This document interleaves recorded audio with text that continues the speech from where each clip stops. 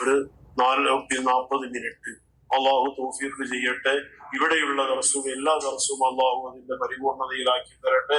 ഇതിന്റെ പഠിതാക്കളാവണം എല്ലാവരും. ആ മനുഷ്യന് അള്ളാഹു നൽകിയ ത്വയ്യിബാത്തിൽ ഏറ്റവും നല്ല ത്വയ്യിബാണ്, ഏറ്റവും നല്ല ഫുഡാണ് ഇത്. ഇൽമ്, ഇൽമ്, ഇൽമ്. ആത്മാവിന്റെ ഫുഡ്, ഖൽബിന്റെ ഫുഡ്, നഫ്സിന്റെ ഫുഡ് ഇൽമാണ്.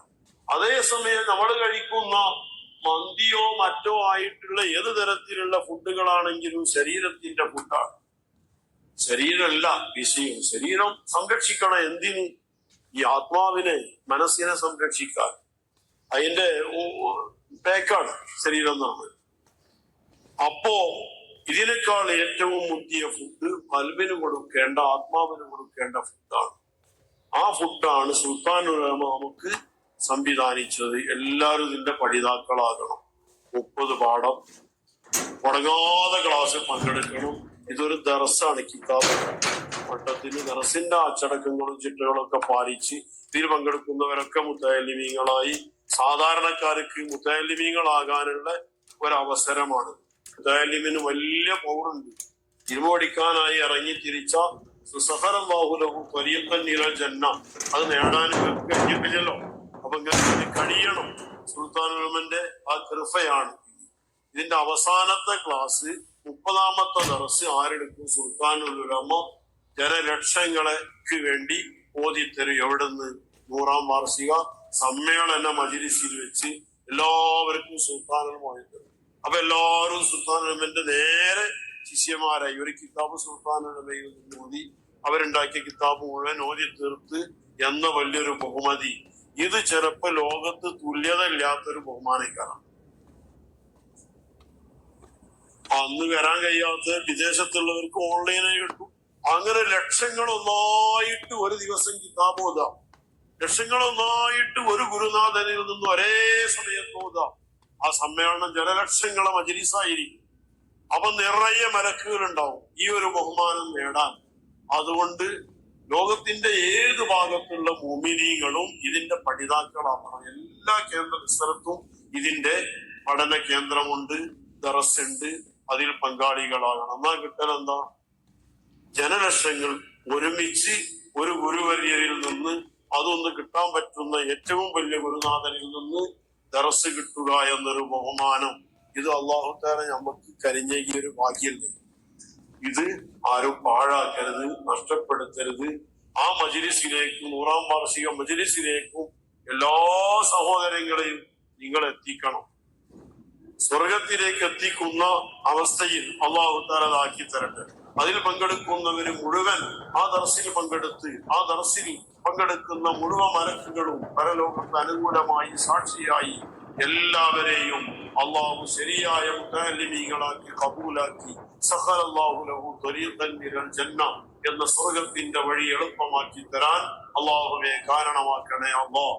അതിനായി ജനലക്ഷങ്ങൾക്ക് പങ്കെടുക്കാൻ ആ ലക്ഷക്കണക്കിന് ആളുകൾ മുഴുവൻ സ്വർഗത്തിലേക്ക് സുൽത്താനുൽ ഉലമയുടെ കൂടെ അവരുടെ നേതൃത്വത്തിൽ പ്രവേശിക്കുന്ന ഒരവസ്ഥ അള്ളാഹുവെ ഉണ്ടാക്കി തരണേ അല്ലാഹ്. ഞങ്ങൾക്ക് അതിന് വലിയ ആഗ്രഹമുണ്ട്, വലിയ താല്പര്യമുണ്ട്. കാരണം ഇന്ന് കാലത്ത് ലോകത്തിന്റെ ഏത് ഭാഗത്തും ജീവിച്ചിരിക്കുന്ന മുഴുവൻ മഹാരഥന്മാരെയും പോയി കണ്ട് സർവ്വ രാഷ്ട്രങ്ങളിലും കറങ്ങി അവിടെയുള്ള മഹാന്മാരെ തേടിപ്പിടിച്ച് അവരൊക്കെ ബറക്കത്തും പൊരുത്തവും വാങ്ങി വഫാത്തായ മഹാന്മാരുടെ മുഴുവൻ മഖ്ബറകളും മഖാമുകളും തേടിപ്പിടിച്ച് അവിടെ മുഴുവൻ സിയാറത്ത് ചെയ്ത് എല്ലാവരുടെയും പൊരുത്തം വാങ്ങിയ വലിയൊരു മഹാനാണ് സുൽത്താനുൽ ഉലമ എന്നതിന് ആർക്കും തർക്കമില്ല. ആ നിലക്ക് മഹാന്മാരെ വഫാത്തായവരെയും ജീവിച്ചിരിക്കുന്നവരെയും അടുത്ത് ചാരത്ത് ചെല്ലാൻ ഭാഗ്യം കിട്ടിയ വേറൊരു നേതാവിനെയും കാണിക്കാനും ചിലപ്പോൾ കഴിയണമെന്നില്ല. ഇത്ര വലിയ ഭാഗ്യം അല്ലാഹു തആല കൊടുത്ത് എല്ലാ പൊരുത്തവും വാങ്ങി നമ്മളെ ഉസ്താദായ ശൈഖുന ബഹറുൽ ഉലൂം ഖദ്ദസല്ലാഹു സിർറഹുൽ അസീസ് അവരെടുത്താണ് അവര് ഒന്ന് ഓതിയത്. ലാസ്റ്റ് ബാഖിയാത്തിന് പോകാനുള്ള സമയങ്ങളൊക്കെ അവിടെ നിന്നാണ് ഓതിയത്. എന്നാൽ സുൽത്താനുൽ ഉലമ ബഹറുൽ ഉലൂം വഫാത്തായി എന്ന് കേട്ടപ്പോ യഥാർത്ഥത്തിൽ ബഹറുൽ ഉലൂമിനെ കണ്ടുകാണ്ട് പോയതാണ്.